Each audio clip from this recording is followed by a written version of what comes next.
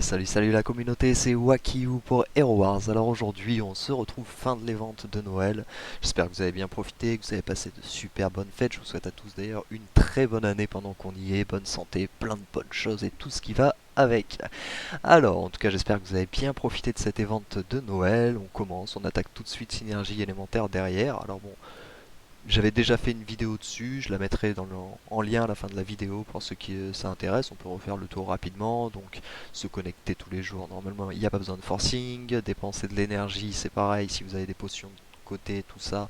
Moi, je sais que personnellement, celui-ci, je vais pas y participer. Je vais vous expliquer pourquoi assez précisément. Enfin, je vais y participer, mais de manière assez minime. Je vais pas faire de forcing dessus.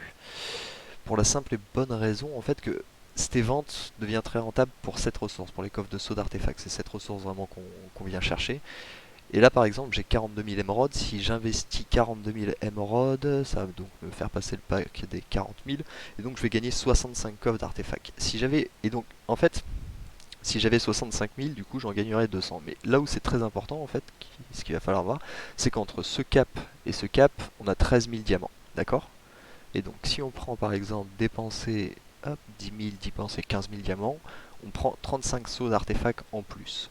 Ici, pour 15 000 diamants, pour 13 000 diamants de plus, donc ce qui n'est pas énorme, vous allez prendre 100 coffres d'artefacts. Donc du coup, vraiment le gap est vraiment pas négligeable. Faut pas s'amuser à se dire bon bah j'ai 40 000 émeraudes, tant pis, je le fais comme ça et puis voilà. Enfin parce que sinon autant attendre un petit peu. Moi je sais que personnellement je compte pas réinvestir tout de suite, donc pour le moment je vais attendre le prochain synergie élémentaire. J'aurai clairement les 65 000 entre temps, je pense. Les niveaux VIP pareil, les coffres de l'outre-terre. Après c'est pas si par contre vous avez comment dire, si vous avez encore des stocks et que vous avez besoin de monter les titans, c'est vraiment les ventes à favoriser, hein. Ça, je le dis et je le redirai toujours. Vraiment, cette vente est géniale pour ça.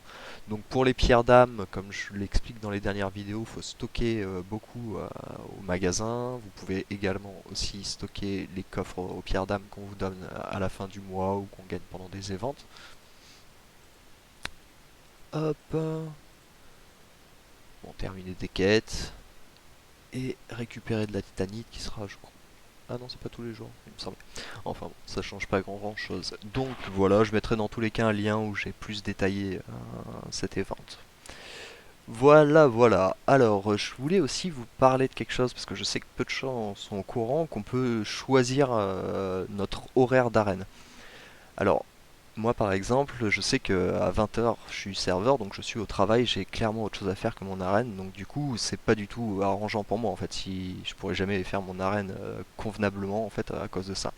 Pour ça en fait, du coup si vous venez ici et que vous cliquez, ça va vous proposer du coup de décaler d'une heure. Mais il va falloir du coup que vous fermiez le jeu, que vous alliez dans votre dans l'heure de votre ordinateur, que vous changiez l'heure et que vous mettiez sur un GMT qui vous intéresse. Alors je vous ai fait un petit tableau déjà prêt, voilà par exemple. Hop. Donc si moi par exemple je sais que c'est 17 heures qui m'intéresse, donc j'ai mis GMT plus 4 sur ma pendule, j'ai rouvert Hero Wars, je suis allé faire changer mon GMT, il m'a dit voulez-vous passer en GMT plus 4, je lui ai dit oui du coup, et après j'ai rechangé ma pendule, je l'ai remise dans l'heure Paris et c'est resté du coup en GMT plus 4. Donc par exemple moi mes attaques je les fais à 17 heures. Alors que normalement GMT plus 0 ce serait 21 heures, je suis complètement au boulot, enfin à 21 heures vous doutez bien que je suis serveur personnellement dans la vie, vous doutez bien qu'à 21 heures j'ai autre chose à faire clairement quoi. Donc, mais par exemple, je sais qu'il y en a certains que ça peut arranger de les faire à midi ou à 8 heures du matin, donc auquel cas, modifier votre GMT, c'est très facile, donc il suffira juste de fermer le jeu, modifier votre pendule sur le GMT que vous voulez, revenir dans le jeu, aller ici, lui demander le changement de GMT, et ici, voilà, par exemple, vous voyez, moi, il me propose un décalage de 3 heures, parce que là, je suis sur le GMT de Paris, forcément.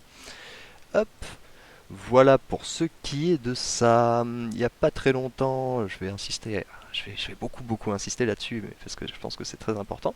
Pas très longtemps, j'ai fait un petit combat d'arène du coup contre un adversaire, donc sur les patronages. Vous allez voir, enfin même moi j'ai un peu de mal à croire vraiment sur ce combat parce que le deuxième je l'ai lancé sans grand espoir, mais bon il me restait des attaques à mettre donc bon. Donc j'avais mis Merlin sur Lars, qui est une très mauvaise idée quand on a Kark, parce que Kark nous fait beaucoup trop de dégâts sur Lars, donc je pense que Axel est vraiment à favoriser. Biscuit sur Krista, Axel pour favoriser les heals de Céleste, bien sûr bon Albus sur Sébastien et Olivier sur Aurore. Alors vous allez voir, il y en a beaucoup qui me disent ouais j'aurais pas repris l'attaque, mais Vous savez très bien que moi, il n'y a pas de problème. S'il suffit de changer quelques patrons. Voilà, donc il finit avec ouais, bon, bah, tous ces héros avec le max de PV. Ouais, c'est ça. Donc on n'est pas très bien parti. Donc on va mettre du coup Merlin ici, Axel sur Lars comme je l'ai expliqué, quitte à défavoriser un peu les îles de Céleste, mais c'est pas grave, Biscuit, Olivier et Albus. Donc on a juste switch 3 familiers. Bon, après, attention, je lui mets pas une rouste phénoménale, mais sur le dernier combat, les mêmes teams contre les mêmes teams, je lui tombais pas un héros, il finissent avec le top de sa vie. On change de patron et on gagne. Hop, voilà pour ce qui est de cette petite partie. Bah écoutez, maintenant je pense que je vais ouvrir tous mes cadeaux. C'est l'heure, c'est l'heure. Pour montrer un petit peu quand on profite en tout cas un minimum de les ventes, ce qu'on peut en déduire. Enfin un minimum, les 2 fois 90 000 diamants tout simplement. Tac. Alors j'ai ouvert juste ouais, tout ce qui est pierre de titan parce que ça me sert à rien, et pierre de skin parce que c'est pas très... Enfin 500 pierres de skin de chaque, c'est pas ce qui va me faire un grand boost. Alors hop, c'est ici qu'on commence à arriver dans le sérieux et c'est parti. Alors, potion familier, des œufs. Il faut que j'arrive à passer mon Merlin à tout prix en absolu, donc j'espère que ça va me régaler à ce niveau-là. Au moment des potions familiers, c'est pas trop ce qu'on veut. Ok, des pièces de titan, une sphère. Potion familier, bah dis donc, c'est pas très gentil tout ça. Donc là, 26 sphères. Là, on a 5 petits coffres de sauts d'artefacts, ce n'est pas reniable. Mais bon, je préférais avoir quelques parchemins, je vous avoue que pour le moment, on n'est pas garni. Enfin, un pierre de pète, 3 œufs, c'est des pierres quand même. Enfin, 3 pierres de pète. Ah ouais, donc on peut en avoir un, on peut en avoir par 15 aussi des pierres, ok. Très bien. Œuf. Bon, par contre, j'aimerais bien avoir des parchemins dans les coffres d'artefacts, c'est pas pour faire le râleur, mais ça c'est pareil, pour le moment, les grades éternels, j'en ai plus qu'en stock. Des potions, 3 coffres d'artefacts de familier, ça fait plaisir, des sphères d'artefacts, des potions d'XP, des petits coffres d'artefacts qu'on prend. Ah, quelques particules du chaos, on n'en avait pas encore sorti. Des œufs, beaucoup d'œufs, hein, surtout des potions familiers, hein, enfin le truc qui ne sert strictement à rien. Là pour le moment je suis pas très content, l'année dernière on trouvait bien plus de choses, enfin déjà l'année dernière tous les 4 coffres je trouvais des parchemins. Là pour le moment on n'a pas trouvé un seul parchemin, on trouve que des potions familiers qui ne me servent à rien. Ah enfin, waouh, super. J'espère que vous allez recommencer un petit peu plus fréquemment parce que là... Donc des particules du chaos. Asgard pour le moment je sais pas encore vraiment ce que ça représente, je sais pas où j'en suis. Cool, encore des parchemins. Là on est content. Là on commence à des particules du chaos. Je dis pas non aux particules du chaos non plus. Hop, yes, encore 10 parchemins, c'est cool. Encore 10 parchemins. C'est des beaux coffres ça. Ok, des potions familiers, potions familiers. Après ça c'est pas mal non plus, hein, l'essence des éléments. Pour quelqu'un en tout cas qui n'a pas tous ses titans à fond bien sûr. Hop, des potions familiers, des potions familiers. Wow! Waouh, ouais, bah celui-là c'était le super coffre, hein. 50 parchemins d'un coup. Celui-là je l'apprécie, il rembourse un petit peu tous ceux qui m'ont rien donné. Hop. Ah bah, celui-ci c'est pas la grande folie. Ok, encore 10 parchemins, ça fait plaisir. Parce que vu que je monte Christa, qu'est-ce que je raconte? Vu que je monte au Aurore, je suis très en retard sur mes skins, donc là je vais pouvoir prendre pas mal de coffres de skins. C'est pour ça que les parchemins m'intéressent beaucoup. Asgard, il n'y a pas tout qui est indiqué, ici c'est surtout des insignes du coup. Là aussi. Clac, ok. Des sphères d'artefacts, des sphères... Ah, et on en a 10 ce coup-ci de coffres. C'est intéressant. Clac, clac. Alors, vous allez voir, il y en a pas mal, hein. C'est pour ça que j'ai fait ça à la fin de la vidéo, parce que j'estime qu'il y en a que ça va pas intéresser, donc je faisais d'abord le topo en premier temps, et derrière les cadeaux.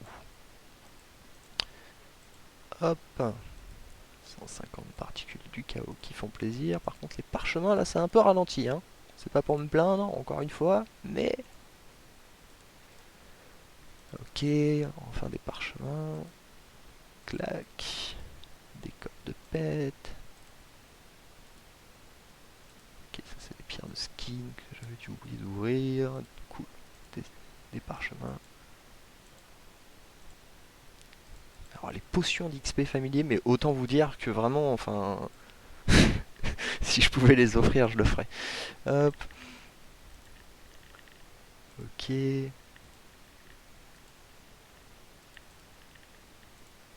Enfin bon, ils vont peut-être bientôt nous sortir un nouveau familier, donc j'en aurais peut-être besoin.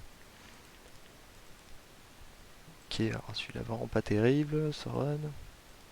Et bah décidément, là, il me donne pas grand-chose, pas grand-chose. Hein. Ok, on a 10 parchemins, 100 pierres du chaos, des coffres d'artefacts, celui-là était pas mal. Là c'est pareil, 15 coffres d'artefacts plus 50 particules du chaos, ça ne se refuse pas. Après ça va, on va quand même pouvoir ouvrir pas mal de sphères aussi, parce qu'on a quand même quelques fois 25 et 26 sphères. Ok. C'est vrai que je préférais les parchemins étant donné que je suis plus basé sur les héros personnellement que sur les titans. Je suis très en retard sur mes titans, donc du coup, je les joue, mais c'est pas ma priorité. Hop.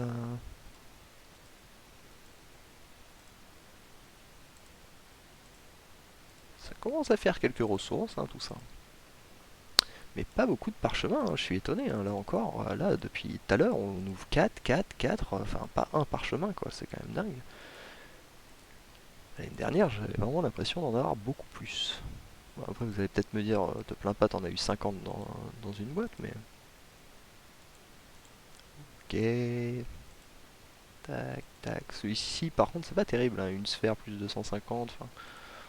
Je pense pas que... J'ai l'impression que c'est le moins rentable des trois. Hein. Ok, cool, des parchemins. Ouais, parce que les parchemins, moi personnellement avec mes titans, je gagne 5 parchemins par semaine. Donc déjà 10 parchemins, c'est 2 semaines en gros d'économiser quoi. En termes de skin. Yes, des parchemins, cool. Cool, cool. Hop, yes, encore un petit peu de parchemin.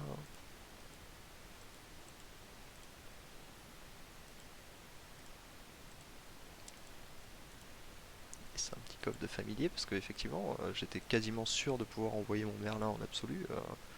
J'ai un petit peu un doute tout de suite là parce que pas beaucoup de pierres de familier. Il va vraiment pas être loin, mais après je vais avoir quelques œufs à ouvrir quand même, parce que là je vais claquer tous mes œufs aussi. Yes, trois petits coffres de familier justement quand on en parle.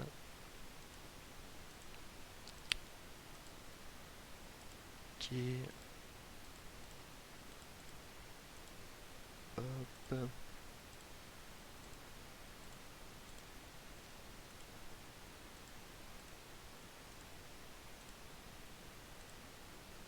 Et on arrive sur la fin.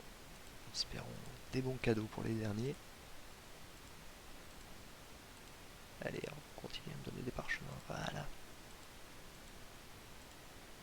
Donc là, le 50 c'était vraiment un extra, hein, parce qu'après on n'a jamais trouvé plus de 10.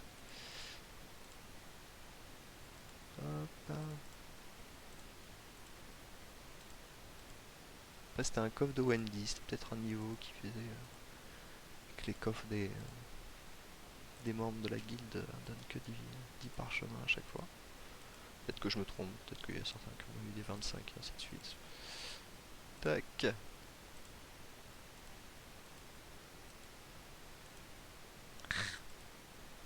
Donnez-moi des parchemins. Et voilà. Hop.